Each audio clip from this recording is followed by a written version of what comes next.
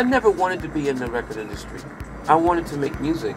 I wanted to do something special. I never wanted to be a pop star. I never wanted to be a mega star. I don't even want to be a DJ star. Not everybody on a major label wants to be famous.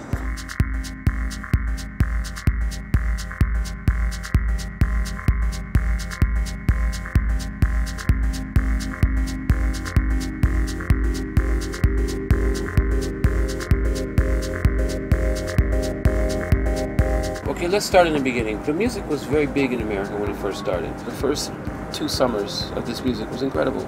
We were selling thousands and thousands of records. The music was on the radio. Every DJ was playing it. It was an explosion. It wasn't just an explosion of what we were doing in Detroit. It was what was happening in Chicago. So it was so much music, so fast, over such a short period of time. The explosion could not be ignored. So all the world heard it, you know? And it changed everything. It wasn't just Detroit that changed this, it was Chicago too. It was very much Chicago, and very much what those guys did. And I think that it was a beautiful thing.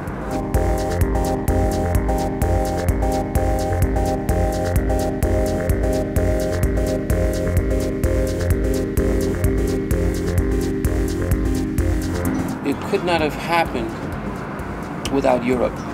Even though we'd had such success in America, we were sort of instantly put in a position in America where we were asked to do things for others instead of doing things for ourselves. We were never really considered to be the forefront of this game, at the front of it. The guys on the photo, on the album. It was always like, well, how do we make people really believe that these guys made this music? It was a stupid question. What do you mean, how do we make people believe that they made this music? In other words, nobody wanted to believe that a bunch of black guys were making this music. This was not the image of the public, not the idea of the public. This was the idea of the business, you know. So this is what immediately opened the door for Europe for us. When the phone rang, we came. And without Europe, we wouldn't be here today. And I think that we have the success and the respect and the credibility we have because of Europe. There's no doubt. I can't tell you anything different. I wouldn't lie about that. I wouldn't begin to turn away from that idea. That is the truth.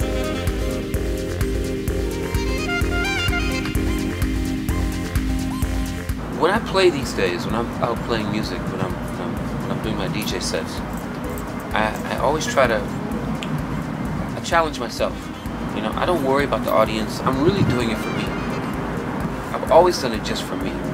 So that means that I'm never happy. Because I'm always looking for the perfect set. I'm always looking for the thing that makes me feel like I really accomplished myself. So when I go out and play, I never have an idea of what I'm going to do or how I'm going to do it. I never think about what I played last time or what I'm going to play this time. I never put it together like that. It's very random. All I know is I'm going to show up and I'm going to give you 3, 4, or 5 hours. That much I know for sure.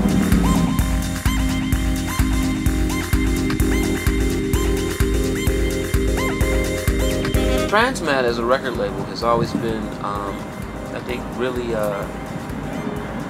it's really important because it represents an individualistic, dynamic, sort of idealist what electronic music should be. Okay, big words. But what it means is that the record label is like a beacon out there on the top of the mountain, you know? And if you don't want to be like everybody else, if you don't want to do what this thing is, if you don't want to be the cool guy, but if you just really want to do something special, it's going to live for a very, very long time. That's what Transmat has always been about.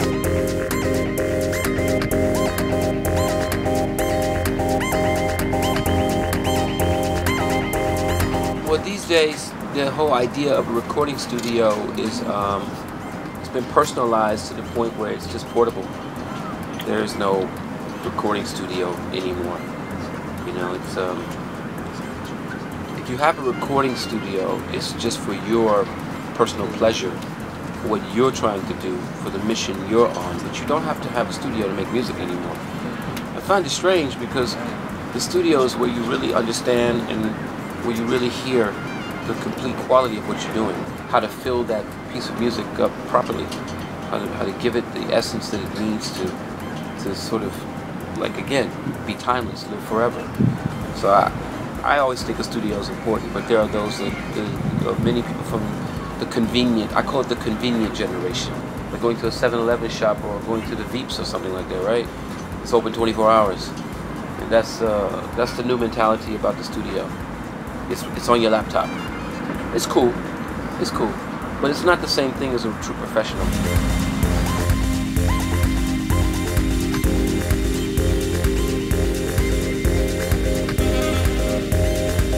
Look what we are. We're in Bilbao, playing music 25, 30 years later for something that we did, you know, that in most places has been forgotten. Here we sit, talking about it. So I think the respect, the credibility is right there.